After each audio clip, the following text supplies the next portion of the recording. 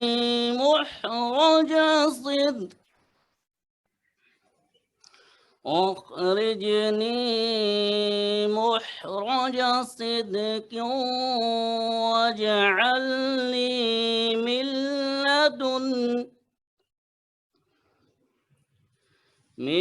لدنك سلطانا نصيرا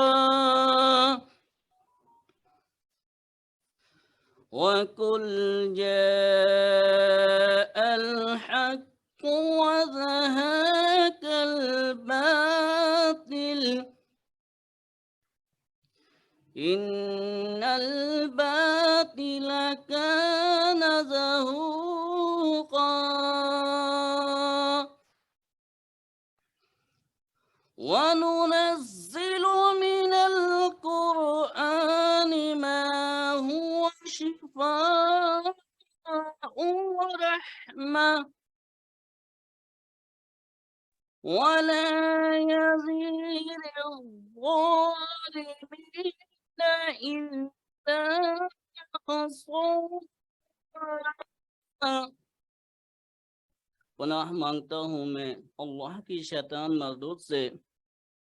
शुरू अल्लाह के नाम से जो बड़ा मेहरबान निहायत रहम करने वाला है। और कह दीजिए कि है मेरे रब, मुझे खूबी के साथ पहुँचा दे और मुझे खूबी के साथ निकाल ले और मेरे लिए अपनी तरफ से गलबा दे जिसके साथ कामयाबी हो। और कह दो कि हक आया और बातिल मिट गया, बेशक बातिल को मिटना ही था। और हमने कुरान में ऐसी चीज़ें नाजल करते हैं कि वो ईमानदारों के हक में शफा और रहमत हैं और जालिमों को इससे ज़्यादा खुसारा और नुकसान पहुँचता है। सदक़ल्लाहुल अज़ीम व सदक़ रसूलुहुन नबियुल करीम व नहनु अला मिनश शाहिदीन वश्शाहिदीन वश्शाकिरीन वल्हम्दुलिल्लाहि रब्बिल आलमीन। माशाल्लाह, जज़ाकल्लाह। कॉर्पोरेट ब्रीफिंग सेशन का बाकायदा आगाज करते हैं जी। इसका पैटर्न कुछ इस तरह से होगा कि मैं पहले कुछ प्रेजेंटेशन जैसा कि रेगुलेशंस के मुताबिक है वो आपके साथ पेशे खिदमत करूंगा जी, और उसके बाद फिर क्वेश्चन आंसर का सेशन कर लेंगे।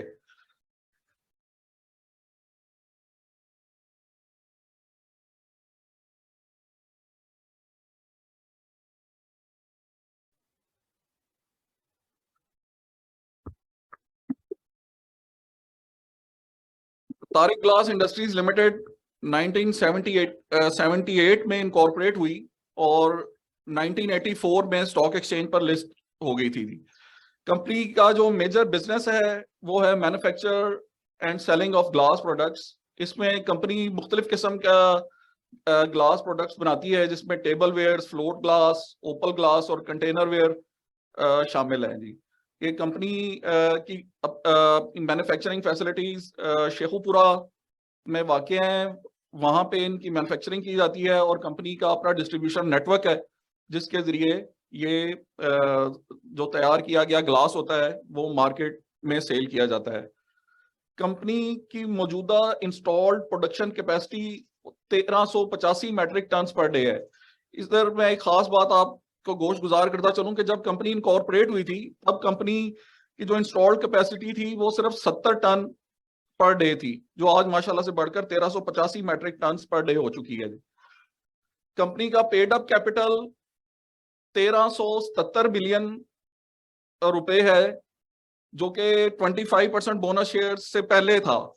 अभी चूंकि कंपनी ने 25% बोनस शेयर इशू कर दिए हैं और आज की डेट में वो तमाम शेयर होल्डर्स के अकाउंट्स में क्रेडिट भी हो गए हैं, जिनके सीडीसी अकाउंट्स थे, और फिजिकल शेयर होल्डर्स को सर्टिफिकेट डिस्पैच भी कर दिए गए। तो अब जो आज की तारीख में पेड अप कैपिटल है वो 1722 मिलियन रुपयों का पेड अप कैपिटल है कंपनी का। कंपनी की जो शेयर होल्डर्स इक्विटी है वो 13 अरब और 8 करोड़ 80 लाख रुपए है। बोर्ड ऑफ डायरेक्टर्स का तारुफ आपके सामने पेशे खिदमत है जी। कंपनी के जो चेयरमैन हैं वो मंसूर इरफानी साहब हैं। कंपनी के चीफ एग्जीक्यूटिव मोहतरम जनाब उमर बेग साहब हैं। कंपनी के deputy managing director Mohammad Baig साहब हैं। इसके अलावा 2 नॉन एग्जीक्यूटिव डायरेक्टर्स हैं, मिस रुबीना नैयर साहिबा और साद इकबाल साहब, और 2 इंडिपेंडेंट डायरेक्टर हैं जिनमें फैज मोहम्मद साहब और मोहम्मद इब्रार खान साहब शामिल हैं। ये माशाल्लाह 7 डायरेक्टर्स अपनी फील्ड में और अपने काम में इनको बल्का हासिल है, और इन्हीं की विजन और गाइडेंस की बदौलत आज तारिक ग्लास इंडस्ट्रीज लिमिटेड तरक्की की मनाजिल तय कर रही है। कंपनी के ब्रांड्स की बात करें तो कंपनी के इस वक्त 6 ब्रांड्स हैं जिनके जरिए कंपनी अपनी प्रोडक्ट्स को मार्केट के अंदर लॉन्च करती है, प्रमोट करती है। इसमें जो टेबल वेयर प्रोडक्ट्स के ब्रांड्स हैं उनमें मशहूर ज़माना ब्रांड टोयो, नासिक, ओमरॉक और नोवा हैं। कंपनी ने हाल ही में जेमवेयर के नाम से एक ब्रांड लॉन्च किया है जिसमें डेकल प्रिंटेड टेबल वेयर को प्रमोट किया जाता है। इसके अलावा रॉकवेयर ब्रांड है जिसमें ओपल ग्लास प्रोडक्ट्स को मार्केट में प्रमोट किया जाता है। और तारिक फ्लोट ग्लास, जो कंपनी फ्लोट ग्लास की प्रोडक्ट्स है, तारिक फ्लोट ग्लास के ब्रांड नेम से मार्केट में प्रमोट कर रही है जी। कंपनी की जो प्रोडक्ट्स हैं उनके हवाले से अगर बात करें, जैसा कि मैंने अभी पहले आपके गोश्त गुजार किया है कि जी कंपनी की अगर प्रोडक्ट्स को डिवाइड करें तो 4 कैटेगरीज में हम डिवाइड कर लेते हैं। सबसे पहले टेबल वेयर में अगर बात करें तो इसमें टम्बलर्स बनते हैं, जैसे पानी पीने वाले ग्लासेस होते हैं, आम यूटेंसिल्स जो यूज में होते हैं। इसके अलावा गॉबलेट्स है, गॉबलेट्स होते हैं जिनके ऐसे ग्लासेस जिनमें स्टेम होती है, ये जो आपको बैकग्राउंड के अंदर भी आपको नजर आ रहे होंगे, ये इनको गॉबलेट्स कहा जाता है। इसके अलावा jugs, mugs, cups, plates, T sets, fruit sets, water sets और आइसक्रीम सेट्स वगैरह टेबल वेयर की प्रोडक्ट्स हैं जो कंपनी मैन्युफैक्चर करती है और मार्केट में सेल आउट करती है। इसके बाद ओपल ग्लास डिनर वेयर है। ये ओपल ग्लास की अभी जो प्रोडक्शन फैसिलिटी है वो कंपनी ने जरा मुनक़ते की हुई है due to overhauling of the existing furnace. तो जैसे ही इसके मामला हो जाएंगे तो ये भी प्रोडक्शन में आ जाएगी। इसमें कंपनी जो है वो डिनर सेट बना सकती है, ओपल ग्लास का 72 पीसेस का नाश्ता सेट्स और डिफरेंट साइजेस की प्लेट्स वगैरह कंपनी मैन्युफैक्चर कर सकती है। फ्लोट ग्लास की अगर बात करें तो company float glass basically sheet glass है जो कि आम घरों में, या इसे इमारती शीशा भी कहा जाता है, जो कि बिल्डिंग्स के फ्रंट एलिवेशंस में, ऑफिसेज की पार्टीशंस में, फर्नीचर के टेबल टॉप्स वगैरह, विंडोज में इनके डोर्स वगैरह ग्लास के, ये सब फ्लोट ग्लास कहलाता है जी। कंपनी इसमें 2 mm से लेकर 12 mm थिकनेस तक का ग्लास बनाती है।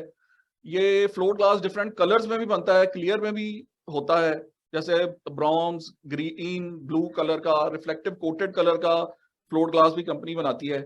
इसके अलावा मिरर ग्लास बनाती है। मिरर में कंपनी ने हाल ही में स्पेक्ट्रम टेक्नोलॉजी को इंट्रोड्यूस किया है जो इसमें बहुत ही आला क्वालिटी का मिरर तैयार करती है और उसे एक्सपोर्ट भी कर रही है। इसके अलावा सैंड ब्लास्टेड फ्लोट ग्लास भी कंपनी मैन्युफैक्चर करती है।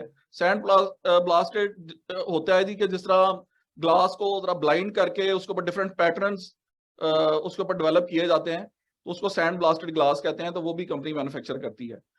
कंटेनर्स वेयर में कंपनी बॉटल्स बनाती है, जैसे कि आपने देखा होगा ये पेप्सी, कोक वगैरह की बॉटल्स होती हैं, इनको रिटर्नेबल ग्लास बॉटल्स कहते हैं।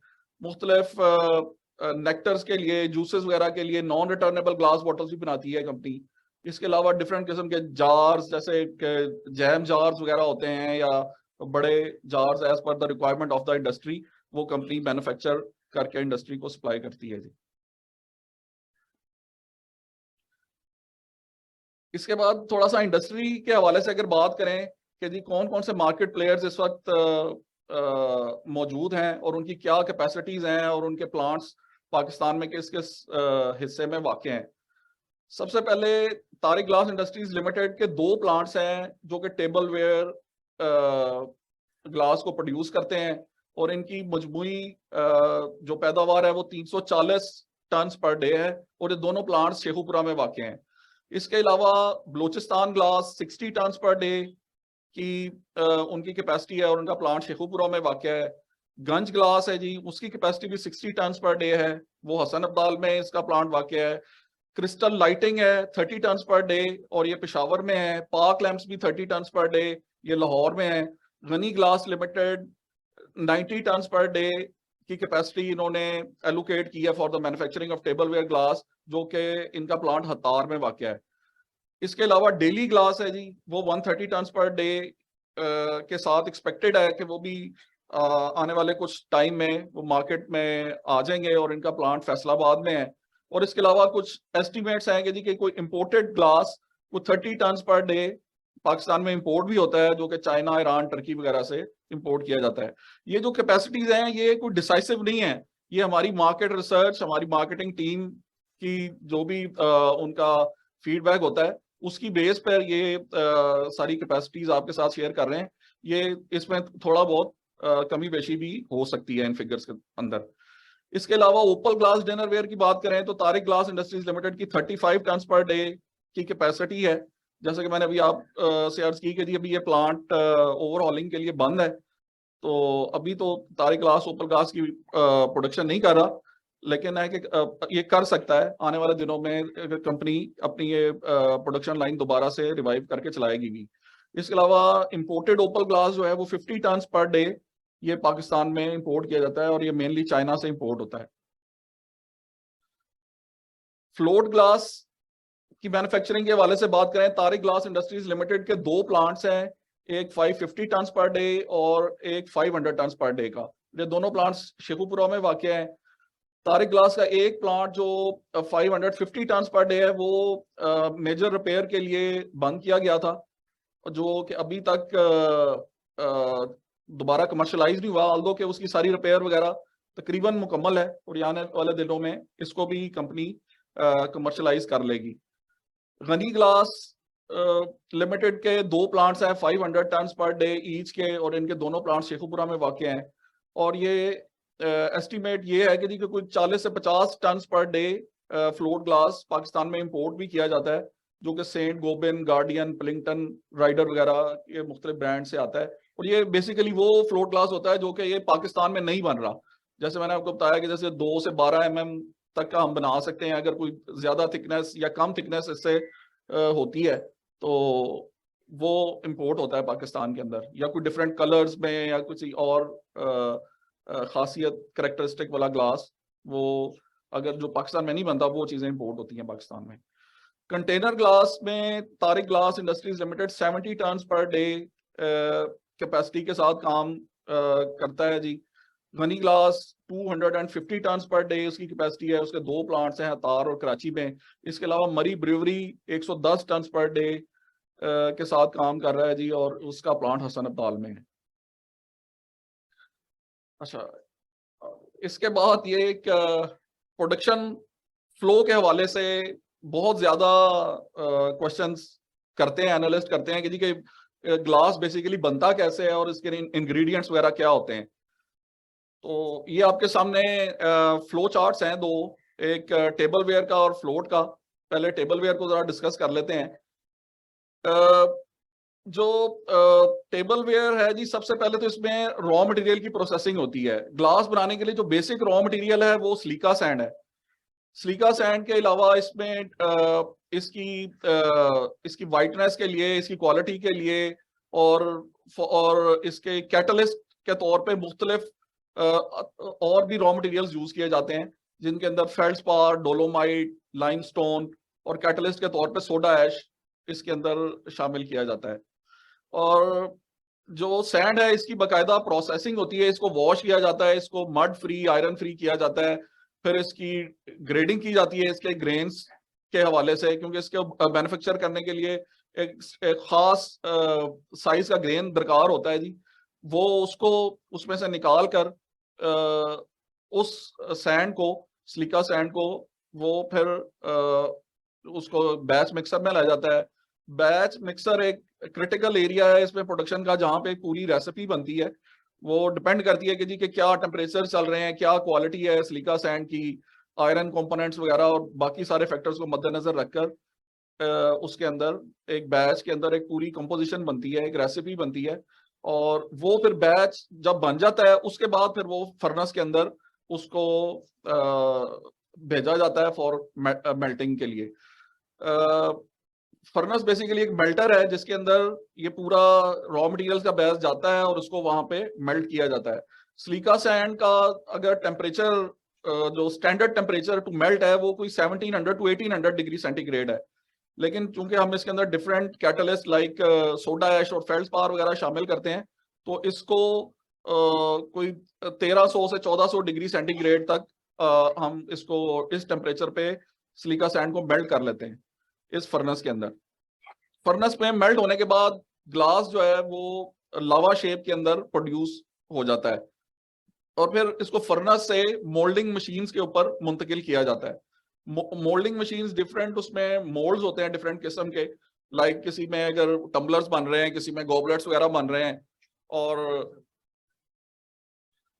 और इसके अलावा जग सॉसर्स कप्स वगैरह इस किस्म की चीजें बन रही हैं। तो वो फर्नेस के बाद डिफरेंट मशीन्स के ऊपर आके मोल्डिंग हो जाती है और उसके बाद फिर उसको अनीलिंग लेयर के ऊपर लेके जाते हैं जी, जहाँ पे उसको उसका टेम्परेचर ग्रेजुअली रिड्यूस करके उसको रूम टेम्परेचर पे लाके फिर उसको पैकिंग के लिए लेके जाया जाता है। और उसके बाद फिर अगर कोई प्रिंटिंग वगैरह का प्रोसेस हो तो उसके ऊपर प्रिंटिंग वगैरह करके फिर उसको दोबारा से पैक कर लिया जाता है। अगर इसमें कोई वेस्टेजेस वगैरह होती हैं तो ये जो ग्लास होता है इसको दोबारा वॉश करके कलर्ड फॉर्म के अंदर रिसाइकल कर लेते हैं।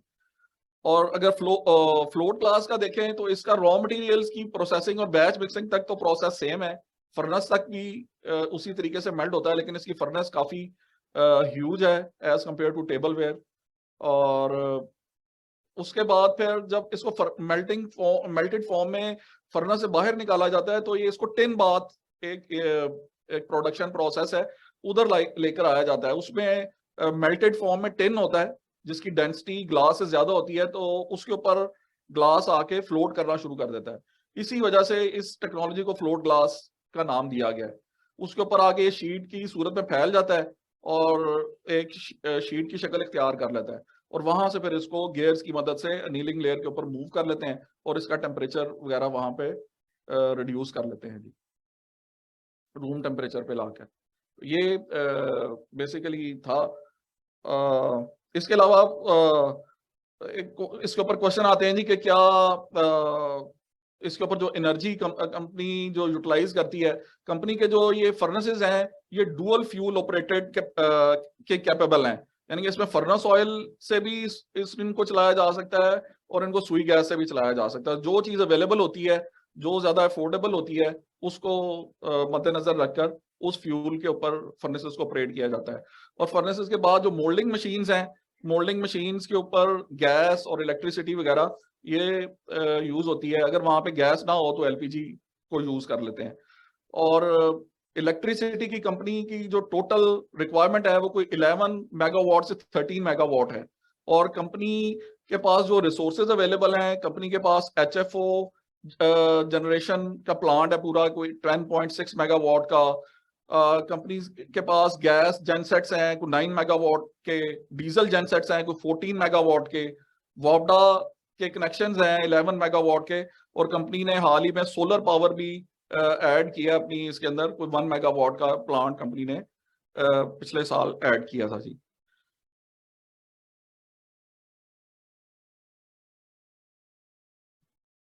इसके अलावा अगर आगे चलें तो अभी एक जो रिसेंट सर्कुलर आया है पीएसएक्स की तरफ से, उसमें उन्होंने कहा है कि आप स्ट्रेटेजिक ऑपरेशनल डेवलपमेंट का पोर्शन भी अपनी प्रेजेंटेशन में ऐड करें। तो उस हवाले से जैसे मैंने अभी पहले आपसे अर्ज किया कि कंपनी ने new spectrum mirror coating line add की है, कंपनी ने brand new high speed double gob press machine add की है, new 6 colour pad printing production line company ने ऐड की है, और कंपनी ने ये solar power project with capacity of 1 megawatt ये भी ऐड किया है। इसके अलावा ड्यूरिंग द ईयर कंपनी ने आईसीआई पाकिस्तान लिमिटेड के साथ एक जॉइंट वेंचर एग्रीमेंट साइन किया है जिसके तहत एक न्यू कंपनी इनकॉर्पोरेट की जा रही है जो कि फ्लोट ग्लास मैन्युफैक्चर करेगी। और इसके अंदर जो इक्विटी पार्टिसिपेशन है वो 51 रेशो और 49% है। 51% आईसीआई और 49% तारिक ग्लास करेगा जी। इसके अलावा कंपनी ने क्रेडिट रेटिंग करवाई अपनी, तो पैक्रा ने कंपनी को लॉन्ग टर्म में A+ और शॉर्ट टर्म में A1 रेटिंग अवार्ड की है थी। ये मेजर डेवलपमेंट थी for the last financial year. कोई की फाइनेंशियल इंडिकेटर्स के हवाले से बात करें तो कंपनी की जो प्रोडक्शन कैपेसिटी में कंपनी ने 3,75,000 टन ग्लास पुल किया था फॉर द फाइनेंशियल ईयर 30 जून 2022, और इसमें से 3,03,000 टन कंपनी ने पैक किया। तो इस तरह से इसकी जो एफिशिएंसी रही वो 81% रही, जबकि अगर इसको कंपेयर करें पिछले साल से तो वो 76% थी। ग्रॉस सेल्स में कंपनी ने कुछ 34 बिलियन की ग्रॉस सेल्स माशाल्लाह से अचीव की, और जो कि लास्ट ईयर 22 बिलियन थी। अगर ग्रॉस सेल्स का अगर ब्रेकअप देखें तो इसमें कुछ 78% हमारी लोकल सेल्स हैं, 8% एक्सपोर्ट है, 14% के करीब GST है, और कुछ मिनिमल सी ट्रेड डिस्काउंट्स हैं। आप इसका पाई चार्ट व्यू अभी देख सकते हैं जी, उसमें मेजर पोर्शन लोकल सेल्स ही का है। अगर सेल्स मिक्स देखें तो 2022 में कंपनी ने जो फ्लोट ग्लास की सेल्स की वो कुछ 20 बिलियन थी, और टेबल वेयर की 9 बिलियन। इस तरह को 69:31 इसकी रेशो बनती है। अगर 2021 में देखें तो वो फ्लोट ग्लास को 10.6 बिलियन था और टेबल वेयर 8.4 बिलियन, जो कि 56:44 की रेशो बनती है। जो मेजर इंक्रीज इसमें आया है वो due to induction of float glass plant unit 2 है, जो कंपनी ने का प्लांट लास्ट ईयर कमर्शियलाइज हो चुका था। वो 500 टन का एक नया प्लांट आया था, जिसकी वजह से कंपनी की जो सेल्स हैं उसके अंदर रोबस्ट ग्रोथ देखने में आई है। कॉस्ट ऑफ गुड सोल्ड भी जैसे सेल्स बढ़ी है, क्योंकि इसके अंदर काफी वेरिएबल कॉस्ट भी उसी तरीके से बढ़ी, और उस कॉस्ट के ऊपर प्रेशर भी काफी था due to inflation, dollar price, जो सारी इकोनॉमिक इनस्टेबिलिटी चल रही है उसकी वजह से। तो इस हवाले से कोई जो कंपनी की कॉस्ट ऑफ गुड सोल्ड है वो भी 22 बिलियन के करीब थी, जो कि लास्ट ईयर 15 बिलियन थी। लेकिन अगर इसको हम अपनी नेट सेल्स के साथ कंपेयर करें तो ये 74% टू दी नेट सेल्स है, जबकि लास्ट ईयर इट वाज 78%। तो major factor power and fuel का था, रॉ मटेरियल की प्राइसेस भी बढ़ी। तो वो अभी आगे चलकर बात कर लेते हैं जी कि रॉ मटेरियल में और फ्यूल की प्राइसेस में क्या क्या इम्पैक्ट आया था। रॉ मटेरियल अगर आप देखें तो 5.6 बिलियन के करीब रॉ मटेरियल कंज्यूम हुए, लास्ट ईयर 3.3 बिलियन थे। इसमें मेजर फैक्टर तो फ्लोट ग्लास की यूनिट की वजह से, उसके इंडक्शन की वजह से था, लेकिन दूसरी तरफ रॉ मटेरियल्स की प्राइसेस भी काफी बढ़ी। अगर हम जून 21 से जून 22 अगर रॉ मटेरियल की प्राइसेस का मुआवजा करते हैं, सिलिका सैंड की प्राइस में 64% इंक्रीज आया है, सोडा ऐश की प्राइस में 71%, लाइमस्टोन में 35%, फेल्डस्पार की प्राइसेस में 71%, डोलोमाइट की प्राइसेस में 40% के करीब जो है ना वो इंक्रीज आया है। इस तरह अगर फ्यूल एंड पावर के ऊपर बात करें तो वो 2021 में 5.2 बिलियन था, जो कि 2022 में 11 बिलियन के करीब पहुंच गया जी, और ये one of the major cost component बन गया। तो ये about 47% of cost of good manufactured इसके करीब पहुंच गया जी। लेकिन इसका भी अगर आप तकाबुली जायजा करें जून 21 से जून 22 में, तो फर्नेस ऑयल जो हमें 79 रुपीज पर केजी मिल रहा था, वो जून 22 में 163 रुपीज पर केजी मिलने लग गया था। डीजल 95 था, जो कि 263 रुपए पर लीटर पे हमें मिला। LNG की प्राइस 1627 रुपए पर यूनिट हमें मिल रही थी, जबकि वो अगर जून में देखें तो 4250 रुपए पर यूनिट पे पहुंच गई थी।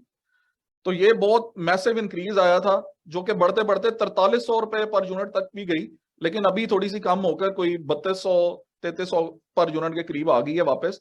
लेकिन ड्यूरिंग दिस फाइनेंशियल ईयर जो 11 बिलियन का आपको इंक्रीज नजर आ रहा है वो इन फ्यूल्स की वजह से था। इलेक्ट्रिसिटी को देखें वो 19 रुपए का यूनिट हमें मिल रहा था जो कि जून 22 में तकरीबन 25 रुपए का था और अब बढ़ के वो तकरीबन 35-36 रुपए पे पहुंच गया हुआ है। तो ये फ्यूल प्राइसेस मेजर वजह बनी है जी, जिसकी वजह से कॉस्ट ऑफ गुड्स सोल्ड के अंदर इजाफा हुआ है। इसके अलावा पैकिंग मटेरियल्स को अगर आप देखें तो वो तकरीबन 7%, 8% वो उसी रेशो से हैं। कोई मॉनेटरी टर्म्स के अंदर उनका इजाफा हुआ है, वो क्योंकि एक्सपोर्ट भी बढ़ी है। लास्ट ईयर 1.6 थी, तो इस साल तकरीबन 900 से 1000 मिलियन का उसके अंदर इजाफा हुआ है। तो उसकी वजह से एक्सपोर्ट के लिए पैकिंग मटेरियल्स चाहिए होते हैं, तो ज्यादा अच्छी क्वालिटी के, ज्यादा उनको पैकिंग दरकार होती है, तो ये इस वजह से पैकिंग मटेरियल के में मॉनेटरी टर्म में इजाफा हुआ है। लेकिन अगर आप परसेंटेज टू सेल्स देखेंगे, वो लास्ट ईयर 10% था, जो कि इस साल 7% हो गई है। सैलरीज एंड वेजेस के अंदर भी इजाफा हुआ है जी, क्योंकि कंपनी ने पोस्ट कोविड और जो इन्फ्लेशनरी प्रेशर था उसके मद्देनजर रखते हुए तनख्वाहों में एम्प्लॉयज की खातिर खा इजाफा किया, बोनसेस भी दिए। तो इस वजह से कोई अगर आप देखेंगे पिछले साल की निस्बत कोई 11% का इंक्रीज है सैलरीज एंड वेजेस में। लेकिन अगर आप इसको percentage to cost of good sold देखेंगे तो लास्ट ईयर 17% था, जो कि इस साल परसेंटेज वाइज कम होकर कोई 12 से 13% के करीब आ गई है। इसके बाद एडमिनिस्ट्रेटिव एक्सपेंसेस को देखें तो वो तकरीबन 2% के करीब ही हैं, जो कि इस साल 1.23% पे आए हैं जी। इनमें ओवरऑल अगर परसेंटेज टू सेल देखें तो कमी वाकया हुई है। इसके बाद सेलिंग एंड डिस्ट्रीब्यूशन एक्सपेंसेस भी लास्ट ईयर को 1.68% टू दी नेट सेल्स थे, अब वो 1.4% है। ऑल्दो के मॉनेटरी टर्म में इसके अंदर इजाफा हुआ है, लेकिन अगर आप परसेंटेज टू सेल्स देखें तो उस हवाले से इसमें कमी हुई है जी। फाइनेंस कॉस्ट तकरीबन 313 मिलियन थी लास्ट ईयर, अब 346 मिलियन है। 1.64% थी टू द नेट सेल्स, अब 1.18% है। इसमें कंपनी ने अपने जो लॉन्ग टर्म लोन्स हैं वो LTFF में कन्वर्ट किए हुए हैं। शॉर्ट टर्म भी उसमें कंपनी ERF की फैसिलिटी अवेल करनी शुरू कर दी है, और इसकी वजह से थोड़ा सा इतना इम्पैक्ट जो काइबोर के अंदर इंक्रीज आया है उसका वजह से मॉनेटरी टर्म में तो इजाफा हुआ, लेकिन अगर आप परसेंटेज टू सेल्स देखें तो उसमें कमी वाकया हुई है जी। इसके बाद अगर ग्रॉस प्रॉफिट मार्जिन देखें, लास्ट ईयर 21.5% था, 26.34 है, कोई 22% इसके अंदर इंक्रीज है। इस तरीके से अगर नेट प्रॉफिट मार्जिन देखें वो 11% से 14% हो गया, जो कि कोई 28% इंक्रीज है उसके अंदर। अगर long term debt to equity की अगर परसेंटेजेस देखें तो 2022 में कोई 28% डेट है और 72% इक्विटी है, लॉन्ग टर्म के साथ अगर इसका मुकाबला करते हैं जी। और लास्ट ईयर 39% टू 61% था। इसके बाद अगर total loan short term long term को अगर इक्विटी के साथ कंपेयर करें तो वो 57 टू 43% है, लास्ट ईयर को 54 टू 46% था। करंट रेशो स्टैंडर्ड 1:1 से काफी बेहतर है जी, 1.54 1.41।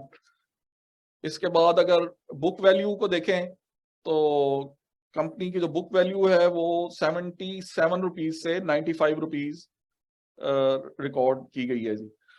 मार्केट प्राइस में भी अगर लास्ट ईयर आप देखें 106 रुपीज थी, 2022 30 जून पे कोई 104 के करीब इसकी प्राइस रही। तकरीबन प्राइस स्टेबल रही इस पूरे साल में, जो कि अब आके आज अगर देखें मेरे ख्याल में 84-85 रुपीज के करीब है। वो उसमें आप देखेंगे बोनस का इम्पैक्ट भी आ गया, डाइल्यूशन होगी 25%, और ओवरऑल मार्केट कंडीशन भी थोड़ा सा बेयरिश है, जिसकी वजह से मार्केट प्राइस थोड़ी सी डिक्रीज हुई है। अर्निंग पर शेयर के अंदर माशाल्लाह से रोबस्ट ग्रोथ है, 15 रुपीज पर शेयर से 30 रुपीज पर शेयर माशाल्लाह कंपनी ने अचीव किया ड्यूरिंग द फाइनेंशियल ईयर 2022। इसके बाद अगर प्राइस अर्निंग रेशो देखें तो इस वक्त कुछ 3.45 का मल्टीपल आ रहा है जी।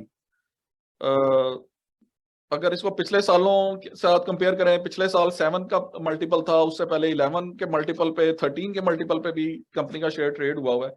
तो अगर 3.45 इस वक्त आ रहा है मल्टीपल इसका, तो इसका मतलब है कि ये शेयर इस वक्त अंडर वैल्यूड है और इन्वेस्टर्स के लिए काफी अट्रैक्टिव होना चाहिए। अगर कंपनी के डिविडेंड्स और बोनस शेयर्स के हवाले से देखें तो लास्ट ईयर कंपनी ने 12 रुपए 120% डिविडेंड दिया था, 25% इंटरिम बोनस शेयर्स दिए थे। इस साल कंपनी ने 20% डिविडेंड दिया है और 25% फाइनल बोनस शेयर होल्डर्स को दिए गए हैं, जो कि काफी अच्छा माशाल्लाह से मुनाफा कंपनी ने डिस्ट्रीब्यूट किया amongst the share holders. ROCE देखें तो माशाल्लाह इसके अंदर भी रोबस्ट ग्रोथ है जी। लास्ट ईयर 23% था, तकरीबन कोई 41% कैलकुलेट किया है। और कंपनी की जो contribution to the national exchequer है वो आप देखिए कि जी लास्ट ईयर तो 3.6 बिलियन था। ये सिर्फ सेल्स टैक्स और इनकम टैक्स है, इसके अलावा जैसे WPPF WWF वगैरह उसकी कंट्रीब्यूशन वो इधर शामिल नहीं की गई। सिर्फ ये इनकम टैक्स और सेल्स टैक्स को यहाँ पे अगर बात करें तो कंपनी ने 3.6 बिलियन से 3.6 से 6.3 बिलियन नेशनल एक्सचेकर में कंट्रीब्यूट किया है जी, जो कि ऑलमोस्ट 72% इसके अंदर इंक्रीज है। कंपनी के नंबर ऑफ एम्प्लॉइज भी इंक्रीज कर गए माशाल्लाह। पिछले साल 1143 थे, अब 1250 के करीब हो गए हैं जी। ये प्रेजेंटेशन का लास्ट पोर्शन की तरफ आते हैं जी। फ्यूचर आउटलुक जो हम बिलीव करते हैं या जो इस वक्त मार्केट के जो हालात को मद्देनजर रखते हुए जो मैनेजमेंट परसीव कर रही है, इसमें सबसे पहले तो वर्ल्ड बैंक की एक रिपोर्ट है जिसके अंदर उन्होंने पाकिस्तान इकोनॉमी को कहा है कि इस साल जो करंट फाइनेंशियल ईयर है 2023 का, इसमें जो ग्रोथ है वो 2% रहेगी और नेक्स्ट ईयर को 3.2% एक्सपेक्टेड है 2024 में। इसके अलावा जो ऑयल प्राइसेस हैं उसके अंदर ड्यूरिंग दिस जो फाइनेंशियल ईयर अंडर कंसिडरेशन या जो जिसके ऊपर हम बात कर रहे हैं उसमें खातिर खा इजाफा हुआ। आप देखें कि जो क्रूड ऑयल की प्राइस थी $120 पर बैरल पे पहुंच गई थी और ये पिछले 9 सालों में हाईएस्ट है। लेकिन अभी इसमें थोड़ी सी कमी वाकया हो रही है, मेरे ख्याल में अभी कोई $87 पर बैरल पे क्रूड ऑयल आ गया है। होप की जाती है कि जी डॉलर की पैरिटी वैल्यू अगर इसके अंदर कोई खराबी ना हुई तो ऑयल प्राइसेस के अंदर LNG की प्राइसेस के अंदर थोड़ी सी कमी वाकई होगी। पावर टैरिफ जो है वो इंक्रीज करता जा रहा है। जैसे अभी मैंने पहले आपसे बात की कि जी लास्ट ईयर तक कोई 25-26 रुपए था, अभी कोई इस वक्त कुछ 36 रुपए है। और जब वो इसके अंदर वो दूसरे फैक्टर्स को शामिल करते हैं तो वो 45-50 रुपए पर यूनिट पे भी बात चली जाती है उन महीनों में। ये फैक्टर्स हैं जो कि आने वाली पीरियड की कॉस्ट ऑफ प्रोडक्शन के ऊपर इम्पैक्ट कर सकते हैं। अगर मार्केट के हवाले से देखें, टेबल वेयर की मार्केट में मैनेजमेंट ये फोर्सी कर रही है कि जी कंपटीशन स्टिफ होगा, क्योंकि गनी ग्लास और डेली glass with the capacity of 90 ton and 130 ton per day के साथ ये मार्केट में आ रहे हैं। लेकिन कंपनी माशाल्लाह से कंपनी की इतनी स्ट्रेंथ है कि वो इसको लीड करती रहेगी। कंपनी का जो एग्जिस्टिंग मार्केट शेयर है वो 65 to 70% market share Tariq glass ही ओन करता है और तारिक ग्लास बेस्ट क्वालिटी का ग्लास प्रोड्यूस करता है as compare to its competitors के जी कि वो बिल्कुल ग्रीन कलर का बबल ग्लास, मतलब जिसकी क्वालिटी बिल्कुल तारिक ग्लास के जो टम्बलर्स बना रही है या टेबल वेयर बना रही है उसके मुकाबले में बिल्कुल उसका मुकाबला नहीं किया जा सकता। तो वो लो प्राइस पे उसको मार्केट में डंप करते हैं।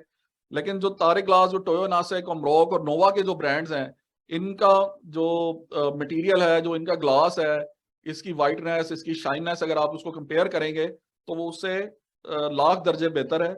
और माशाल्लाह से इसको कंपनी दुनिया के 42 ममालिक के अंदर एक्सपोर्ट भी कर रही है। तो अल्हम्दुलिल्लाह पाकिस्तान का ग्लास टर्की, थाईलैंड जैसे ग्लास को compete करता है इंटरनेशनल मार्केट में।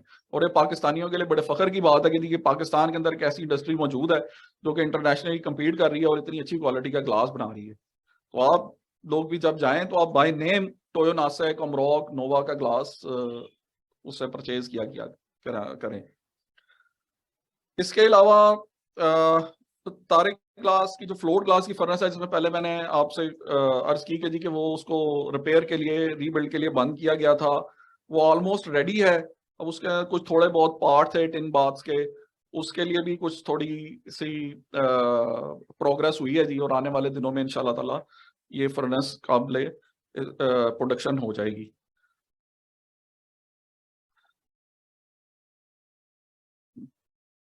इसके अलावा कंपनी की जो टेबलवेयर प्लांट की एक फर्नेस है, वो 140 मेट्रिक टन पर डे की, उसको 15 नवंबर को बंद किया गया था फॉर रीबिल्ड पर्पसेस।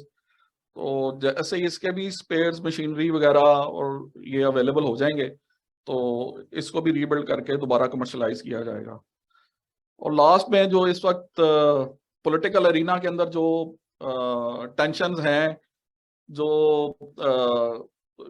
कंपनी, जो गवर्नमेंट ऑफ पाकिस्तान की एक अनक्लियर पॉलिसीज हैं टुवर्ड्स पावर एंड फ्यूल, ये फैक्टर्स हैं जो कि आने वाले दिनों में बिजनेसेस को मजीद इम्पैक्ट करेंगे, कॉस्ट ऑफ प्रोडक्शन बढ़ सकती है।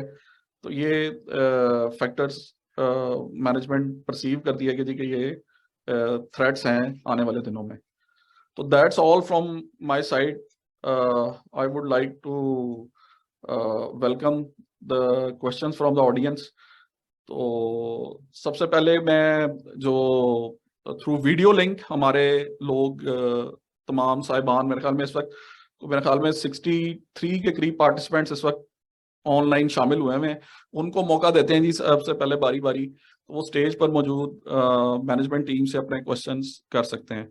तो बारी बारी प्लीज आप क्वेश्चन कर लीजिए अपने माइक म्यूट करके। इसके अलावा अगर यहाँ से भी कोई जी। पूछना चाहे तो उनको जी भी जी करें प्लीज, काफी अगर यहाँ ये भी से बैठे हुए हैं जी जी सारे। Thank you. जो इस वक्त सामने हमारे ऑडियंस में मौजूद है, अगर ये भी क्वेश्चन करना चाहे तो वो प्लीज हाथ रेज कर दें, तो माइक उनको दे दिया जाता है जी। तो प्लीज जी, welcome for the question answers. Hello, अस्सलाम वालेकुम, फरहान फ्रॉम एटलस। मेरे कुछ क्वेश्चंस हैं कंपनी के बारे में। सबसे पहले तो कंपनी के मार्जिन्स के ऊपर मैं पूछना चाहता हूं कि आपका जो लास्ट क्वार्टर में मार्जिन काफ़ी कम आया, तकरीबन 15% का, तो that was understandable, your cost were escalating, आपकी एलएनजी कॉस्ट भी ऊपर चली गई, आपकी एफओ की कॉस्ट भी ऊपर चली गई, but in the first quarter we saw decline further, that your margins went down from 15% to 10%. Whereas, as per the market news, we heard that the float glass prices increased in July by around 15%.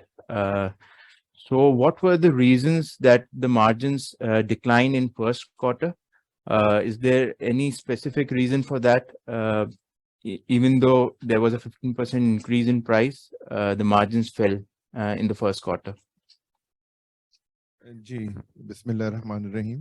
सबसे पहले जी thank you very much for sparing your time, और आप लोगों ने अपना कीमती वक्त से आके यहाँ इतने इत्मीनान से कंपनी का सारा जो है वो ब्रीफिंग सुनी। और आपका जो सवाल है कि जी फर्स्ट क्वार्टर में जो क्यों डिक्लाइन आया इतना 15%, उसकी दो तीन वजहें थी जी, जिस तरह मोहसिन साहब कंपनी सेक्रेटरी ने भी एक्सप्लेन किया। इसकी 4-5 वजूहात थी जी। एक तो जो इंटरनेशनली प्राइसेस जो ऑयल की गई, जो कि आपको उन्होंने डीजल की, एलएनजी की, फर्नेस ऑयल की कीमतें बताई, जो कि कोई 40%, कोई 50%, कोई चीजें गई। एक तो वो इम्पैक्ट आया, और दूसरा उसके बाद जो उसकी वजह से कॉस्ट ऑफ प्रोडक्शन बढ़ गई। जब आपका पेट्रोल महंगा हो जाए या आपका फ्यूल महंगा हो जाए तो उसके रिलेटेड हर चीज महंगी हो जाती है, बिकॉज सारी चीज ट्रांसपोर्ट पे है। उसकी वजह से हमारे रॉ मटेरियल के आपने देखे हैं जो परसेंटेजेस बढ़ी, रॉ मटेरियल की कॉस्ट, केमिकल्स की, इंपोर्ट्स की वजह से जो डॉलर ऊपर गया, बड़ा अनस्टेबल था, 160 170 से 180 से वो 240 तक टच किया। ये चीजें सारी थी। इसके अलावा जो बहुत बड़ी एक और रीजन थी वो ये थी कि जी जो फ्लड्स आए पाकिस्तान में अगस्त में, बिल्कुल जो है अगस्त और सितंबर में जो इसका इम्पैक्ट आया, वो जो है वो उसकी वजह से हमारी, अगर आप देखें उस क्वार्टर में हमारे स्टॉक्स भी बढ़े, क्योंकि सेल्स भी कम हुई, और ये जो कॉस्ट का इम्पैक्ट था ये भी ऊपर आया। तो that was actually the main 2-3 reasons की जिसकी वजह से ये डिक्लाइन आया आपका उस फर्स्ट वाले क्वार्टर में। Can you give us a future guidance that by which quarter you will be able to maintain the margins that we were seeing earlier of 20 to 25%? जी, इसमें अब ये है जी कि जिस तरह ऑयल इंटरनेशनली ऑयल प्राइसेस भी नीचे आई हैं और उसका इम्पैक्ट हमें वो फॉरवर्ड भी हो रहा है गवर्नमेंट ऑफ पाकिस्तान एलएनजी में, जैसे अगर 4400 रुपीस पे चला गया तो नाउ इट्स डाउन टू 3600। बिजली का रेट जो 45 रुपए पे चला गया था वो इस दफा जो क्वार्टर में कुछ 36 रुपए 35 रुपए आई हैं। तो इस तरह फर्नेस ऑयल जो है वो तकरीबन को 160 रुपए केजी से तकरीबन को 114 रुपए तक मेरे ख्याल में आया है। तो ये जो इम्पैक्ट है ये हमारे मार्जिन्स को दोबारा इंशाल्लाह वापस उसी तरफ ले जाएगा। इसमें एक फैक्टर और आएगा कि जिस तरह टेबल वेयर में हमारा जो एक ग्लास का हमेशा याद रखें कि एक लाइफ होती है फर्नेस की 7 to 8 years। तो जिस तरह हमारा फ्लोट ग्लास जो था जो 2013 में शुरू हुआ था और 2022 में आके हमने अप्रैल में बंद किया, तो उसकी लाइफ पूरी हुई, उस पर एक रीबिल्ड आया जो कि 4-5 महीने 6 महीने लेता है और मेजर रीबिल्ड होता है बिकॉज आपने सारी ब्रेक सारा उसको दोबारा चेंज करके it should be ready for next 8 years। तो वो कॉस्ट भी आई। दूसरा ये कि जो टेबल वेयर का एक फर्नेस जो अभी हमने 15 नवंबर को बंद किया है उसका भी जो है वो 8 साल पूरे हो गए थे और वो अपना अब इंशाल्लाह 4 से 4.5 महीने 5 महीने में रिबिल्ड हो जाएगी। तो उसकी भी कॉस्ट जो है वो इसमें इंक्लूड होगी, लेकिन इंशाल्लाह मार्जिन्स जो हैं वो आपको पिछले क्वार्टर से इस क्वार्टर में और आगे क्वार्टर में बेहतर मिलेंगे। अब इसमें एक चीज डिपेंड कर रही है जिस तरह के जी अवेलेबिलिटी ऑफ गैस। अब जैसे इन्होंने गवर्नमेंट ने हमने सुनने में आया कि अनाउंस किया है कि जी 15 दिसंबर से there will be no gas to industry specially in Punjab. तो वो एक फैक्टर होता है कि जब आप एक चीज शॉर्ट हो जाए और आप सारी इंडस्ट्री जो है वो फर्नेस ऑयल पे वापस जाएगी तो फर्नेस ऑयल के प्राइसेस भी बढ़ेंगी। ये 2-3 चीजें जो हमारे कंट्रोल में नहीं है वो उसको देखना पड़ेगा। अगर अवेलेबिलिटी रहती है तो इंशाल्लाह you will see better margins in this quarter and onward also. Okay, one last question, that your Opal glass capacity hasn't been online for quite some time. So can we expect it to coming online in near future or defer हो जाएगा ये चीज? नहीं, उसमें जो main problem उसके prolong होने में है वो हमारी तरफ से नहीं है, क्योंकि इसकी भी एक लाइफ होती है। ओपल की लाइफ का furnace because it's a very high जिसमें जो आप केमिकल्स डालते हैं इसकी लाइफ 2 साल से ज्यादा नहीं होती बिकॉज ऑफ द फ्लोरीन जो होती है वो रिफैक्ट्री को या ब्रिक्स को बड़ी जल्दी खा जाती। ये जब ये हुआ दरमियान में कोविड आ गया, कोविड के बाद चाइना जो है उन्होंने उनके टेक्निकल टीम ने आके इसको रिप्लेस करना है और वो अभी तक चाइना जो है वो कोविड की वजह से वो 0 टॉलरेंस पे काम कर रहे हैं और वो बंदे अपने उनके जो टेक्निकल टीम है वो आ नहीं पा रही और उन्होंने अपने पास कुछ पार्ट्स लाने। तो उम्मीद है कि इंशाल्लाह अगर वो जैसे ही आते हैं तो हमारा फर्नेस रीबिल्ड होगा। That will not take long time, वो 1 महीने 1.5 महीने 2 महीने में हो जाएगा। अब we are only waiting for the Chinese technical team to come. Okay, thank you. Thank you जी, अस्सलाम वालेकुम। Sir, I just had a question on the 2 rebuilds. आपका जो float unit 1 है, when is that expected to come online? I think you're waiting on some approvals from State Bank. And similarly, ये जो tableware है, उसकी कब expectations है? जी, जो हमारा FG फ्लोट क्लास 1 है, आप समझिए जी कि इट्स 95% रेडी। उसके सिर्फ कुछ पार्ट्स हैं जो कि आपको पता है स्टेट बैंक के अप्रूवल की वजह से वो रुके हुए हैं। तो वो ये नहीं कि स्टेट बैंक उसको रोक के रखा हुआ, बट बिकॉज ऑफ उनके डॉलर्स नहीं है तो वो आहिस्ता आहिस्ता करके अप्रूवल्स दे रहे हैं। तो आजकल तो बड़ी छोटी छोटी एलसीज को भी वो 2-2 महीने डिले करते हैं। जैसे ही वो पार्ट्स आ जाएंगे it will take another month और सो कि वो उसके पार्ट्स सारे लग जाएंगे और फिर उसका अपना जो फर्नेस का हीट अप टाइम होता है वो होता है तकरीबन 20-25 डेज। और ये तो ये वजह थी। जो टेबल वेयर है that will take about 4 months। तो इंशाल्लाह हमारा सीजन जो टेबल वेयर का स्टार्ट होता है वो होता है जी मार्च से या अप्रैल से। तो hopefully by that time we will be back into production जी। And sir, mashallah, our export growth has been quite phenomenal. I think it's close to about 10% of our sales. How are the margins in the export market these days? देखिए जी, glass industries का थोड़ा सा आपको जहन में रखना पड़ेगा कि इट्स अ कंटिन्यूअस प्रोसेस। इसको आप रोक नहीं सकते, यानी ये शिफ्ट वाइज नहीं रोक सकते कि आप कहें कि जी मेरा माल अगर नहीं बिक रहा तो मैंने एक शिफ्ट बंद कर दी। ये आपका जो है वो कंटिन्यूस होता है। तो एक्सपोर्ट ये होती थी कि जी हमें बाज दफा वायबल नहीं भी थी लेकिन हम करते थे because we couldn't stock it in the, लेकिन जब से ये डॉलर अप्रिशिएट हुआ है, रुपए डिप्रिशिएट हुई है, उससे हमें जो मार्जिन है वो अब विजिबल है और उसके लिए हम कोशिश कर रहे हैं कि ज्यादा एक्सपोर्ट करें। तो अभी मेरा मतलब ये अभी लास्ट ईयर अगर हमने 42 कंट्रीज को एक्सपोर्ट कर रहे थे तो now we have crossed 55 countries now जी इन दिस क्वार्टर। और इस तरह जो फ्लोट था we were only depending on India, लेकिन इंडिया का जब से वो हुआ तो उसकी relationship between Pakistan and India में अब वो बिजनेस वो नहीं हो रहा, तो उसकी वजह से अब हम ऑलमोस्ट फ्लोट में भी कोई 20 कंट्रीज को एक्सपोर्ट कर रहे हैं जी। तो दैट्स अ गुड पॉइंट कि we are competing with in international market. And जो मेन वजह है दैट्स द क्वालिटी जी। क्वालिटी जो है वो because you are competing in international market with all the industries in the world. तो ये अल्हम्दुलिल्लाह के एक है एज है कि क्वालिटी की वजह से हमारा टेबल वेयर और फ्लोट दोनों जो है जी सेल हो रहा है। Thank you, sir. Thank you.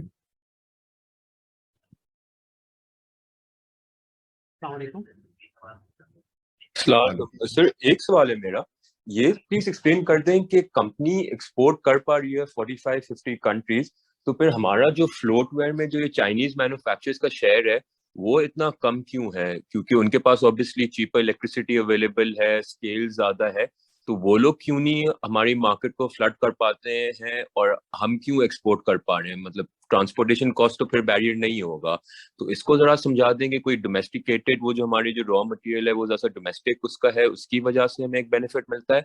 और दूसरा जो आप लोग ये आईसीआई के साथ प्लांट लगा रहे हैं, तो इससे जो डोमेस्टिक कैपेसिटी है ओवरऑल उसकी वो हैम्पर होगी, ये एक्सपोर्ट बेस्ड है, उस पर जरा से दें कंपनी उसको किस तरीके से देख रही है? थैंक यू जी। Thank you.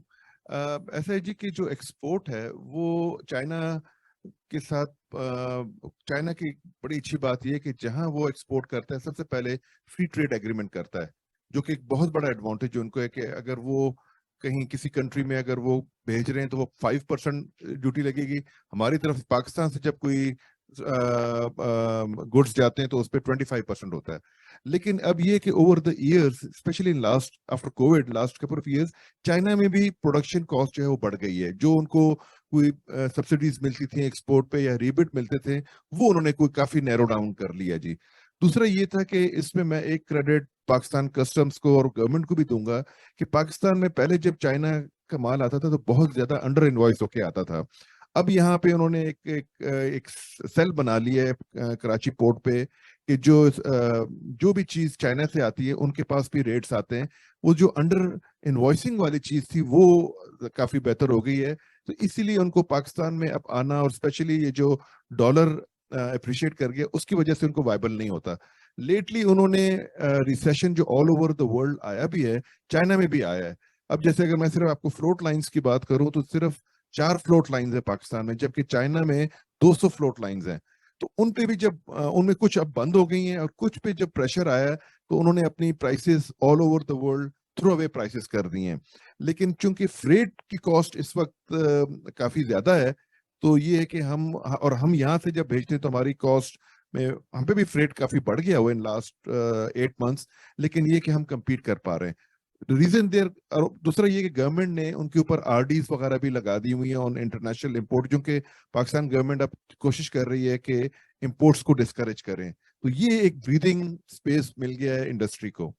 तो एक तो ये आपका ये क्वेश्चन था कि वहां क्यों नहीं आ रहा है, और दूसरा सॉरी आप दोबारा दूसरा क्वेश्चन क्या था आपका?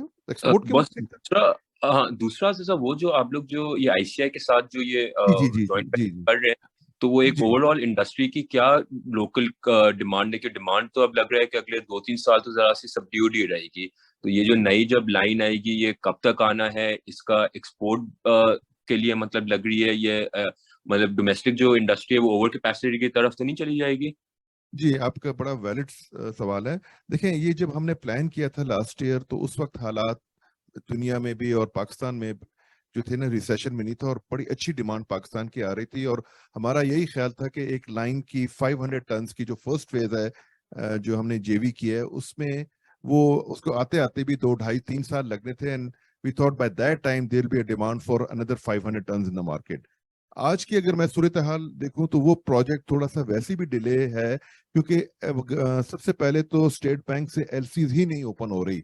उन्होंने वो चैप्टर 84 और 85 पे जो मशीन एंड मशीनरी पार्ट्स पे जो रिस्ट्रिक्शन लगा दी है, तो वो अप्रूवल वो पहले देते हैं, उसकी वजह से वो, तो अभी अगर हम एलसीज खोल भी लें तो वो केटर नहीं करेंगे। तो वो और दूसरा ये कि हालात भी कुछ इस तरह हैं, तो that project is a bit delay by maybe 6 to 8 months. Yeah, looking at that scenario, we'll be able to see it next year. लेकिन ये कि उसमें थोड़ा सा डिले है, और जब वो दोबारा उसकी अगर कंस्ट्रक्शन वगैरह शुरू हो जाएगी तो it will take another 2.5 years. तो इंशाल्लाह उम्मीद तो ये कि ये हालात एक जैसे नहीं रहते, अप्स एंड डाउन्स आते रहते हैं, बट वी एक्सपेक्ट कि may be after a year और so things will start coming back to normal. जी सर एक और सवाल है, तो फिर अगर ये कंपनी की कोई डिविडेंड पॉलिसी की कोई गाइडेंस है कि तकरीबन कितना पे आउट होगा, किस तरीके से होगा, उस पर अगर आप कोई लाइट शेड कर पाए। देखिए जी, इस वक्त एज ऑफ नाउ तो मैं अभी कुछ नहीं आपको कह सकता, डिपेंडिंग ऑन कि हमारा ये नेक्स्ट क्वार्टर और थर्ड एंड फोर्थ क्वार्टर कैसे जाता है, डिपेंडिंग स्पेशली सेकंड क्वार्टर भी। तो अगर हमारे जिस तरह मैंने ऐसे आपको कहा कि जी विंटर्स आ रहे हैं और गैस की अवेलेबिलिटी और ये सारे इश्यूज, बिकॉज इस वक्त जो हमारी यूटिलिटी कॉस्ट है that is about 46% of the cost of the production, which is very high, which used to be only 25 to 26% a year back.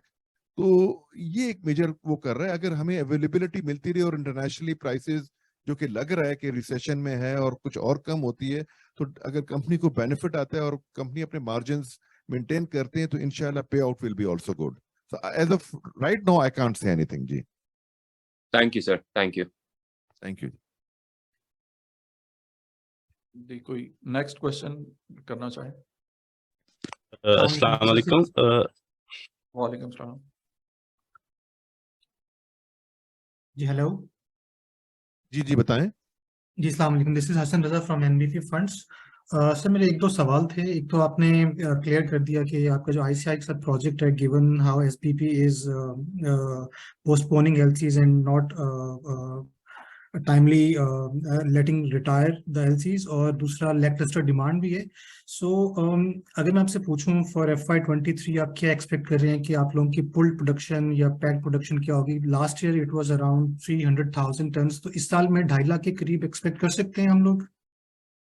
देखिए जी, हमारी कोशिश तो ये होगी कि जी जितनी कैपेसिटी है उस पर हम फुल पे चलें, लेकिन ये कि जो जो सिनेरियो इस वक्त है जिसमें कंस्ट्रक्शन भी अभी थोड़ी रुक गई है, लोगों की परचेजिंग पावर भी डाउन है, तो उसको देखते हुए इंशाल्लाह 250,000 तो इंशाल्लाह हम क्रॉस जरूर करेंगे जी इंशाल्लाह, क्योंकि अब थोड़ा बहुत हम एक्सपोर्ट की तरफ भी कर रहे हैं कि अगर जहां थोड़ा सा यहाँ पे अगर डिप आ रही तो we should export more and concentrate more on exports. तो ये जो है लेट्स सी जी, इंशाल्लाह hope for the best. Sir last year में आप लोगों की, आपने जैसे प्रेजेंटेशन में भी मेंशन किया, आप लोगों की एफिशिएंसी काफी इंप्रूव हुई है फ्रॉम द प्रीवियस ईयर।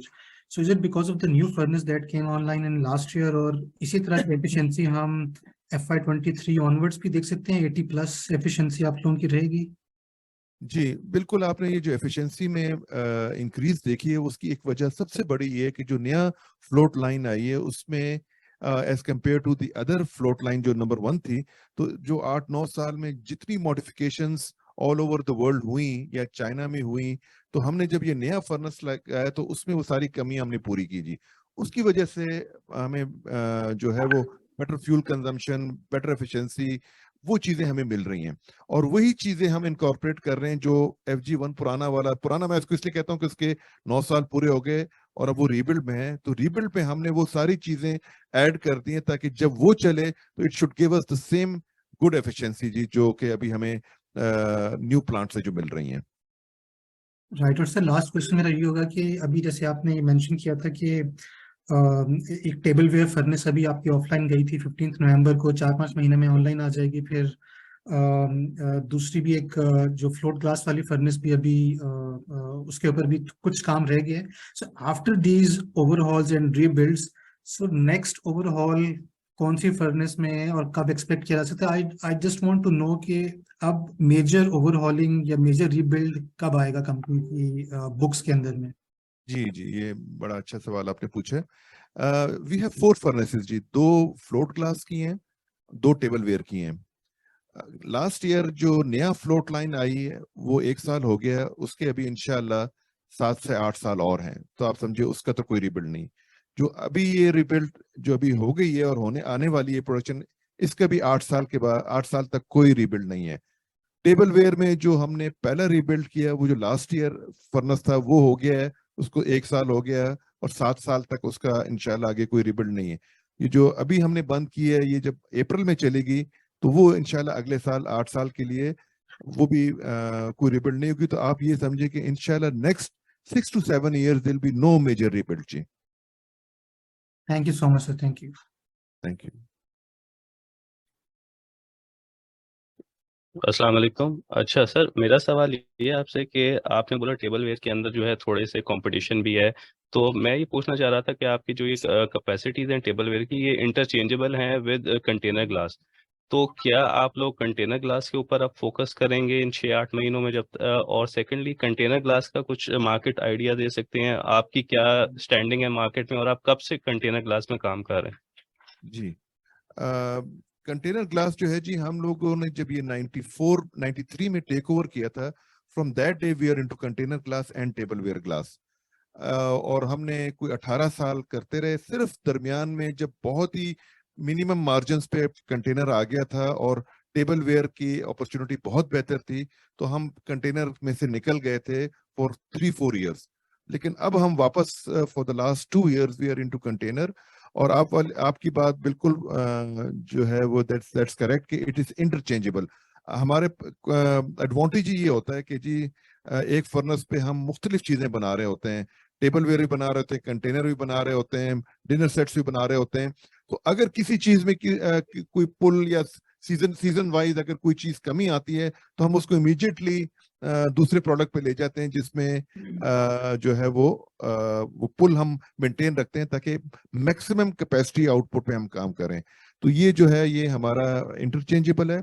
बाकी ये जी कि हमारा अगर आप अल्हम्दुलिल्लाह टोयो नासिक का जो नाम बेवरेज में और बॉटल में है, जैसे बड़ी companies like Coca Cola, Pepsi, jam jar, उसमें क्वालिटी वाइज में सबसे पहले प्रायोरिटी हमारे ग्लास को दी जाती है, उसके बाद बाकी लोगों को जो है वो केटर करते हैं।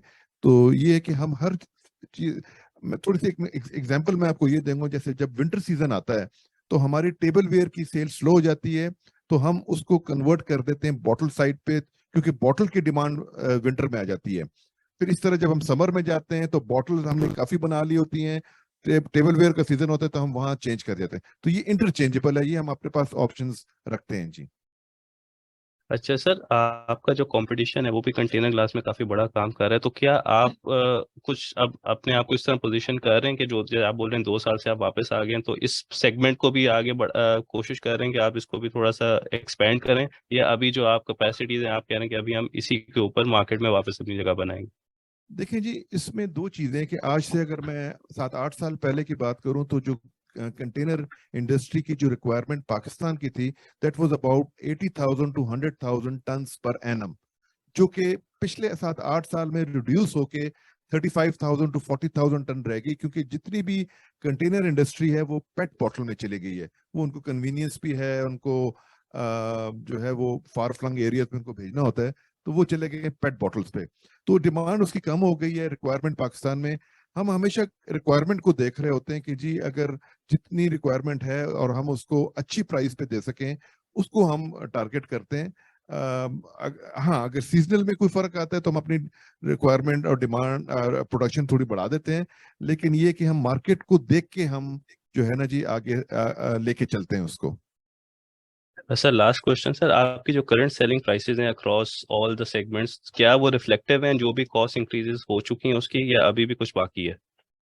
हाँ, ये देखिए जी, जो आपने एक हमारे शेयर होल्डर साहब ने ये पहला सवाल ये किया था कि आपका फर्स्ट क्वार्टर क्यों डाउन गया, उसकी एक और वजह जो मुझे अब मैं वो मिस कर गया, वो ये भी थी कि जब ये सारी कॉस्ट एकदम बढ़ी, हम इसको आगे फॉरवर्ड नहीं कर सके बिकॉज ऑफ द सिनेरियो के सैलाब भी आया हुआ था, परचेजिंग पावर नहीं थी।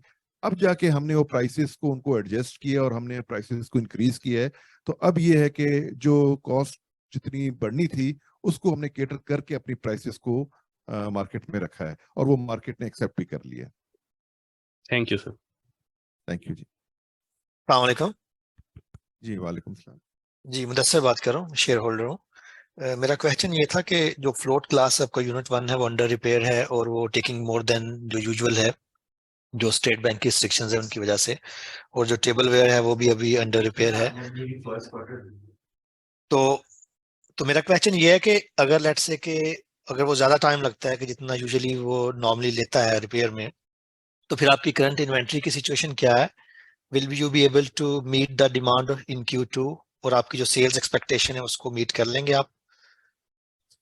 जी जी, ये ऐसा है जी कि जब भी हम लोग रिपेयर में जाते हैं तो हम अपना स्टॉक्स की इन्वेंट्री जो है वो उसको वहां तक ले आते हैं कि जब वो जितने नंबर ऑफ मंथ्स के लिए वो फर्नेस बंद होता है हमारे पास उसके स्टॉक्स रहें, क्योंकि हम अपना मार्केट शेयर नहीं लूज करना चाहते। तो हमारे पास जो टेबल वेयर का और फ्लोट के, इवन अगर ये थोड़ा सा डिले भी होते हैं, जो कि इंशाल्लाह उम्मीद है कि आगे इतना नजर नहीं आ रहा, वक्त पे आ जाएंगे, हमारे पास we have enough stocks to cater for next 4-5 months जिसमें हमारा मार्केट शेयर लूज नहीं होगा जी। Thank you. थैंक यू जी अस्सलाम वालेकुम। जी वालेकुम सलाम। I have a few questions. मैं स्टार्ट करूंगा। सबसे पहले मुझे अगर मालूम करना था सिलिका एंड सोडा ऐश की इस वक्त करंटली क्या प्राइसेस चल रही हैं जिस पे हम प्रोक्योर कर रहे हैं? देखिए जी, इस वक्त सिलिका हमारे डिफरेंट सप्लायर्स हैं, डिफरेंट सोर्सेज हैं। कहीं हमें NWFP से आ रहा है, पनियाला से, DI खान से, खुशाब से अलहदा आ रहा है, मियाँ वाली से अलहदा आ रहा है। तो वो जो है वो हमारे जी जो हैं वो मुख्तलिफ रेट्स हैं, बिकॉज उसमें फ्रेट फैक्टर भी डिपेंड करता है, और तो वो डिफरेंट है। मुझे एज ऑफ राइट नाउ तो याद नहीं, बट डिफरेंट स्लैब्स हैं। सोडा ऐश जो है वो हम लेते हैं ICI से, because they are the only source. एक और भी हैं, वो आजकल क्या है हमारा सोडा ऐश 94 इंक्लूडिंग GST जी, तकरीबन 94,000 रुपीस पर टन इंक्लूडिंग GST है जी। अच्छा, सिलिका का कोई आइडिया भी नहीं दे सकते कुछ एवरेज कुछ? नहीं जी, मैं इस वक्त तो याद नहीं, लेकिन इसमें एक और सिलिका सैंड में प्रोसेस है कि जो हम रॉ सैंड लेते हैं जी, उसमें वो सिर्फ ये नहीं कि रॉ सैंड आई और उसको हमने फर्नेस पर डाल दिया। इसके लिए प्रॉपर हमारा एक प्रोसेस है, washing, cleaning and iron removing. अगर वो आप कभी देखें तो इट्स अ फैक्ट्री इटसेल्फ। तो उसमें वो प्रोसेस सारा होके और फिर हम उसको जो क्वालिटी हमारी बनती है वो उसी पे डिपेंड कर रही होती है। तो उसमें वो फर्दर प्रोसेसिंग का क्वेश्चन कॉस्ट भी ऐड हो जाती है, लेकिन एज ऑफ राइट नाउ मुझे याद नहीं। 3.5 से 4 रुपए सर। और उसमें तकरीबन ये होता है जी कि तकरीबन डिपेंड करता है कि मिसाल के तौर पे जो मियाँ वाली से आ रही है या खुशाब से आ रही है या KPK से आ रही है, उसमें रिजेक्शन फैक्टर भी बहुत बड़ा करता है कि कहीं पे 22% हमें रिजेक्ट करना पड़ता है, कहीं 27% करना पड़ता है। तो वो डिपेंडिंग उसके लिहाज से हमने स्लैब्स रखे हुए रेट जी। कुछ 3.5 रुपए से 4 रुपए पर केजी तकरीबन। अच्छा, ओके,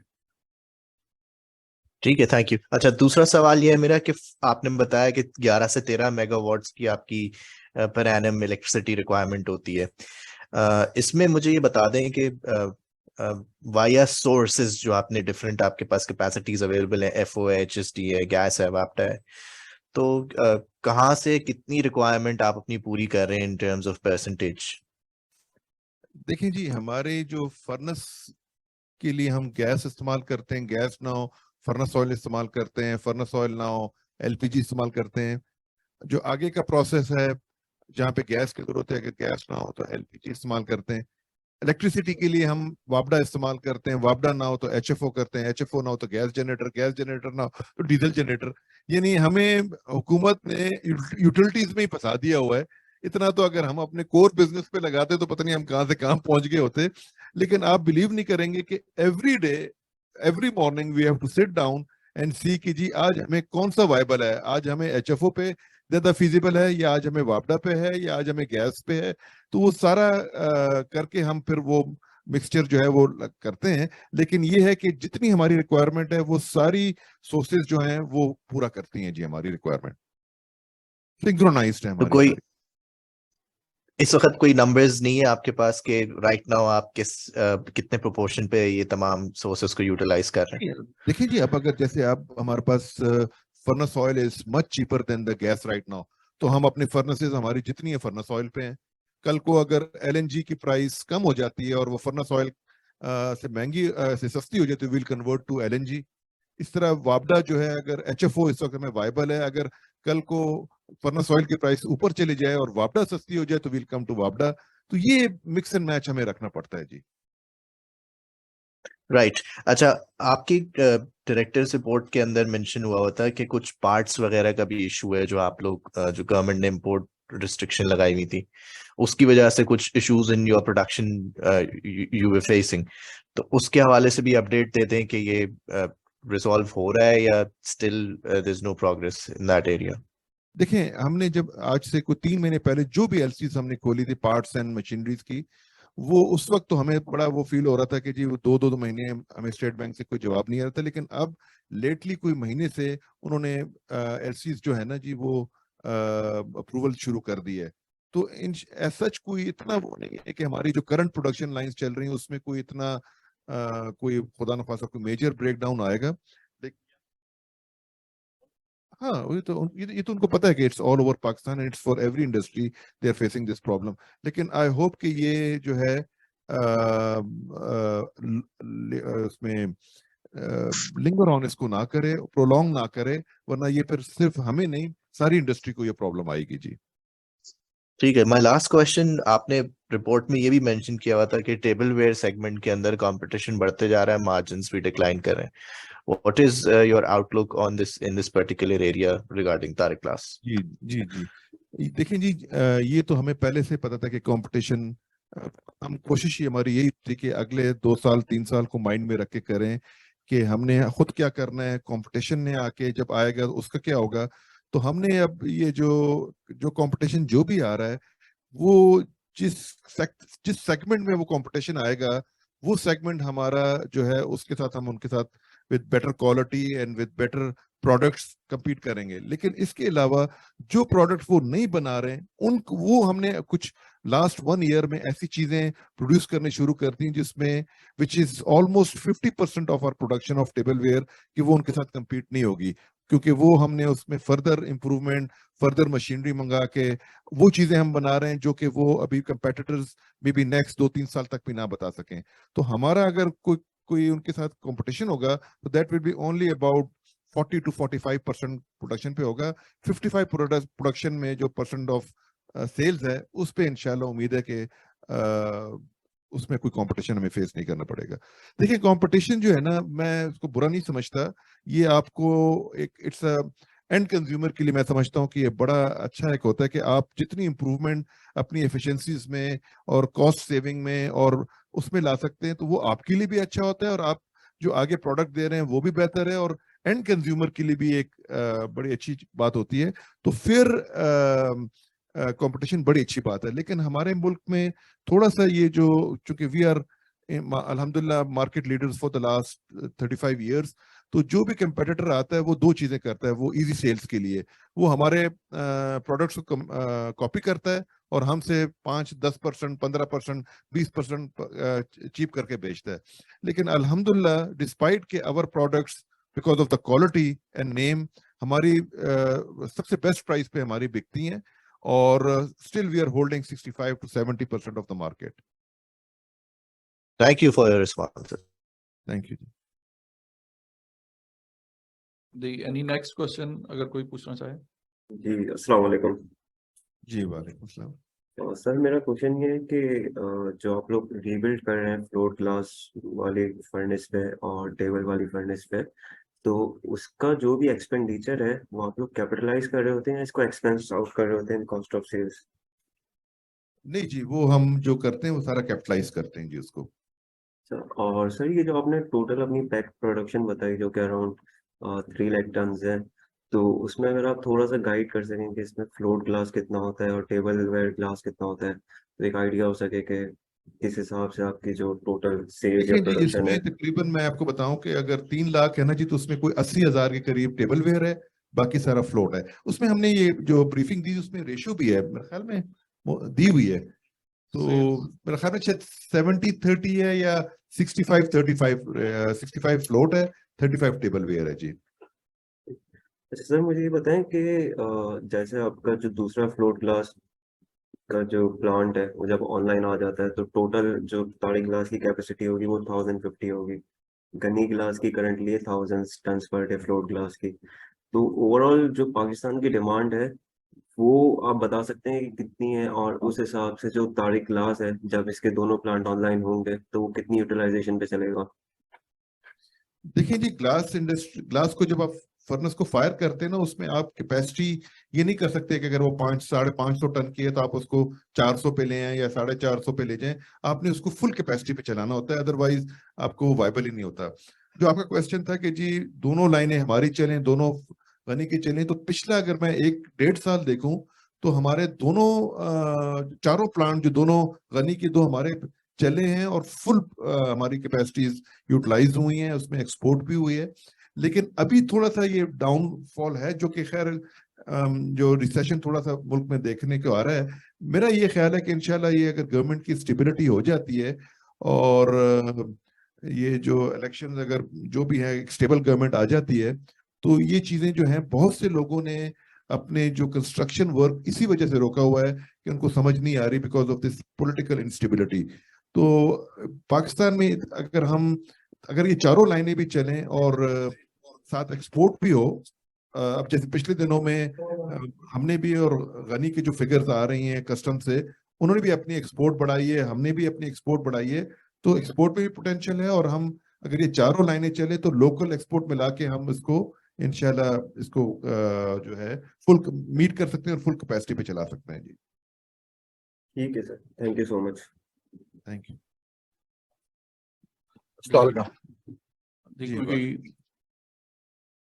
सर मेरा क्वेश्चन ये है कि आपकी जो फ्लोट लाइन 1 अभी गई हुई है, ये कहते हैं उस पर रिपेयर पे, अच्छा सर ये जब ये वापस आएगी रिपेयर से तो इसकी कैपेसिटी कुछ बढ़ जाएगी? ये इससे पहले भी जो आपकी कुछ लाइंस गई हैं तो उनकी कैपेसिटी कुछ एनहेंस हो गया वापस आई है? ये जी फ्लोट में जो है ना, इसमें ये 550 टन की फर्नेस थी और ये 550 टन ही प्रोड्यूस करेगी।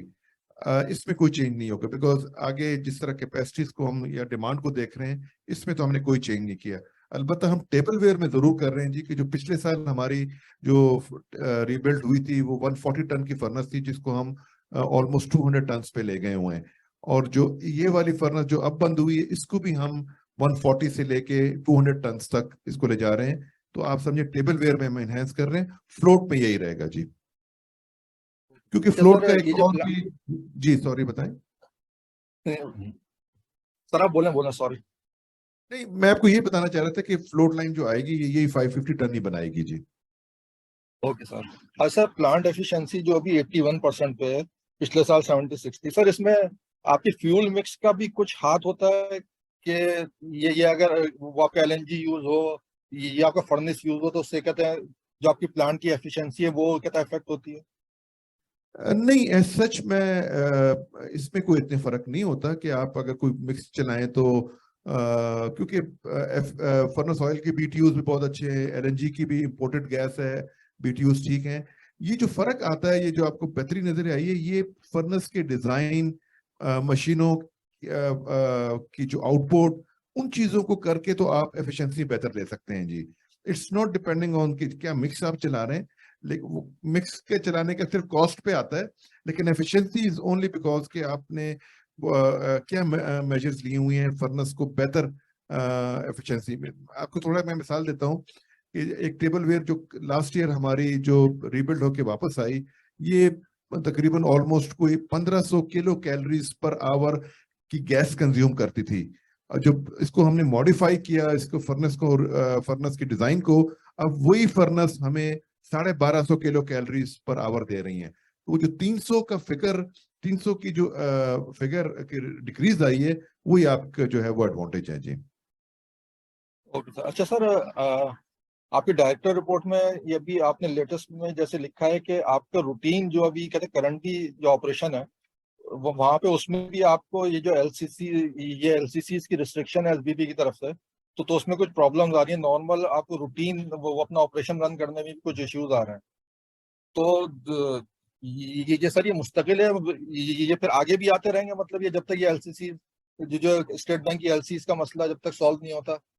मेरा ख्याल में जी आपने शायद लेट ज्वाइन किया, अभी थोड़ी देर पहले यही सवाल का जवाब मैंने दिया है कि जी जो हमारी करंट प्रोडक्शन लाइंस हैं उसमें हमारे पास भी स्टॉक्स रहते हैं, पार्ट्स के रहते हैं। ये अभी तक तो कोई माशाल्लाह प्रॉब्लम नहीं। सिर्फ जो हमें थोड़ी प्रॉब्लम फेस हो रही, जो नया फ्लोट ग्लास बना है और इसके चंद पार्ट्स आने हैं जो कि 95% कंप्लीट है, और वो आ जाए तो वो हम उसको करें और उसको फर्नेस को दोबारा कमीशन करें, उसमें थोड़ा सा डिले है। हाँ, ये मैं दोबारा बताऊंगा कि जी ये इसको स्टेट बैंक या एफबीआर या फेडरल गवर्नमेंट जो है ना, इसको उनको प्रोलॉन्ग नहीं करना चाहिए, वरना ये इंडस्ट्री को बहुत आगे जाके प्रॉब्लम्स आएंगी। जब आपके मशीनरी पार्ट्स और स्पेयर्स नहीं आएंगे तो आप कैसे प्लांट को चलाएंगे? तो एट द मोमेंट शुक्र अल्हम्दुलिल्लाह कोई ऐसी वो नहीं है प्रॉब्लम। ठीक है सर। डायरेक्टर रिपोर्ट में सर इनफैक्ट ये अलग पैराग्राफ में बिल्कुल अलग लिखा था, फ्लोट लाइन 1 का बिल्कुल अलग लिखा था, तो उससे ये इंप्रेशन आया कि जो आपके अभी करंटली जो ऑपरेशन चल रहा है उनमें भी कुछ इश्यूज आ रहे हैं। नहीं जी, मेरा नहीं ख्याल कि कोई ऐसी बात है, शायद अंडरस्टैंडिंग में। Thank you. Thank you. Thank you. Sir मेरा एक क्वेश्चन था, जैसे आपने बोला था कि रिसेंटली आप लोगों ने प्राइसेस बढ़ाई थी और margins should be better in the upcoming quarter, तो सर वो प्राइसेस कितनी परसेंटेज से बढ़ाई थी, ये आप बता सकते हैं काइंडली? प्राइसेस किस रेशियो से बढ़ाई है आपका मतलब है? परसेंटेज से, मतलब सेलिंग प्राइस किस परसेंटेज से बढ़ी थी? देखिए जी, हमारी हर प्रोडक्ट की एक मुख्तलिफ रेंज है। उसमें कुछ प्रोडक्ट्स में हम मिसाल के तौर पे अगर हमने 10% प्राइस बढ़ाई है, कुछ में हमने 5% बढ़ाई है, किस में हमने 15, तो वो जरा एक स्पेसिफिक मैं आपको नहीं कह सकता कि एवरेज क्या आएगी, लेकिन ये कि प्रोडक्ट टू प्रोडक्ट डिपेंड कर रही होती है जी। लेकिन इतनी प्रोडक्ट्स की प्राइस हमने देखें, प्राइस भी आप इतनी नहीं बढ़ा सकते कि आगे खरीदने वाला कोई ना हो, तो आपको वो चीजें भी माइंड में रख के चलनी पड़ती हैं जी। हाँ, और वो जो है प्राइसेस हम एक वक्त में इतना नहीं बढ़ाते, हम उसको पीसफुल बढ़ाते हैं कि जी अगर अभी हमने किया ताकि वो एक्सेप्टेबल भी हो मार्केट में, हमने मार्केट शेयर लूज भी नहीं करना, और चूंकि कंपटीशन भी है तो ये सारी चीजें करके हमने करना पड़ता है। लेकिन ये है कि जितनी कॉस्ट पड़ी थी उसके लिहाज से हमने, आप समझे, कॉस्ट को कवर कर लिया हुआ है, और इंशाल्लाह मार्जिन भी बेहतर आएंगे। ओके। एंड सर एक क्वेश्चन था, जैसे आपने रीजंस बताए थे कि मार्जिन्स एट्रिशन के रीजंस ये थे कि एलएनजी की प्राइस बहुत बढ़ी थी, फर्नेस ऑयल की प्राइस बढ़ी थी, रॉ मटेरियल्स की प्राइस एस्केलेट हुई थी।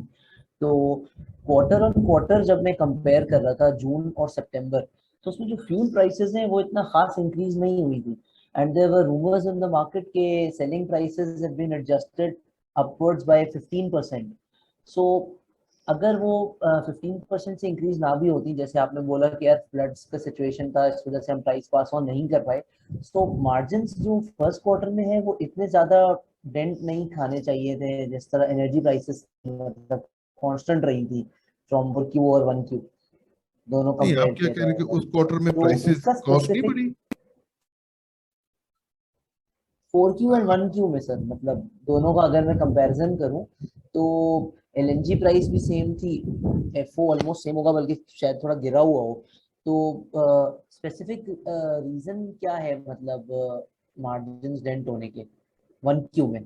देखिए जी, दो फैक्टर थे ना, एक तो जो प्राइसेस हमने पास ऑन करनी थी वो नहीं की, एक फैक्टर वो था। दूसरा फैक्टर सेल्स भी ड्रॉप हुई। अगर आप हमारे फर्स्ट क्वार्टर के स्टॉक्स को देखें तो वो स्टॉक्स जो थे वो बढ़े। और दूसरा ये कि जो कॉस्ट बढ़ी है वो इस क्वार्टर में, ये प्राइसेस आप मार्च से लेके आपका जुलाई अगस्त सितंबर तक ये कांस्टेंट राइज पे था, और जो चीजें raw material prices, soda ash prices, दूसरी प्राइसेस, वो भी हर महीने बढ़ती गई हैं। आई डोंट नो आपने इसको किस क्वार्टर के साथ कंपेयर कर रहे हैं, लेकिन जो कॉस्ट हमने आपको एक्सप्लेन की है कि जी फर्स्ट क्वार्टर या जून में आप देखें कि जून का जो लास्ट क्वार्टर था उसमें हमारे प्रॉफिट मार्जिन्स में उसमें भी डिप आई थी, इसलिए as compare to the previous 3 quarters of the previous year, वो इसलिए कि वो इम्पैक्ट आना शुरू हो गया था जो कि सिवियर हो गया था फर्स्ट क्वार्टर में। सही, ठीक है सर। तो सर मतलब प्राइस इंक्रीज के बाद आप एक्सपेक्ट कर रहे हैं कि वो नंबर्स बेटर हो जाएंगे, एंड आप कह रहे थे कि सेल्स भी बहुत ड्रॉप हुई थी फर्स्ट क्वार्टर में, so can we expect better sales in second quarter and onwards? जी उम्मीद तो है, उम्मीद पे दुनिया कायम है और इंशाल्लाह उम्मीद भी है कि जी अब ये जो एक टर्मोइल था स्पेशली फ्लड्स का, और देखें जी फ्लड्स की वजह से 2/3 of your Pakistan was under water. जो लोगों के खेत थे, मवेशी थे, वो सारे चले गए, उनकी क्रॉप्स चली गई।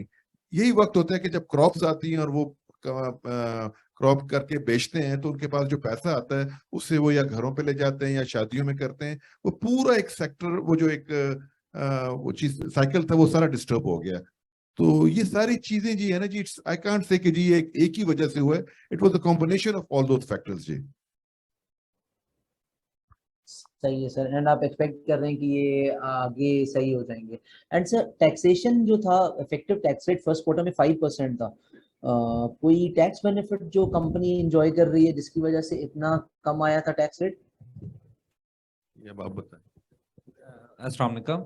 नहीं, ये टैक्स रेट का नहीं है, क्योंकि कॉर्पोरेट के अंदर हमारे पास 2-3 ऑप्शंस होती हैं। एक नॉर्मल टैक्स का पैटर्न चल रहा होता है, एक कॉर्पोरेट टैक्स है 17%, और इस ड्यूरिंग द फर्स्ट क्वार्टर जो है हम पे मिनिमम टैक्स एप्लीकेबल हो रहा था, तो इसलिए आपको ये मार्जिनली रिड्यूस नजर आ रहा है। लेकिन फ्यूचर में जाके ये जब हम लोग नॉर्मल साइड पे आएंगे तो हमारे ऊपर नॉर्मल टैक्सेशन वाला पैटर्न अप्लाई हो जाएगा।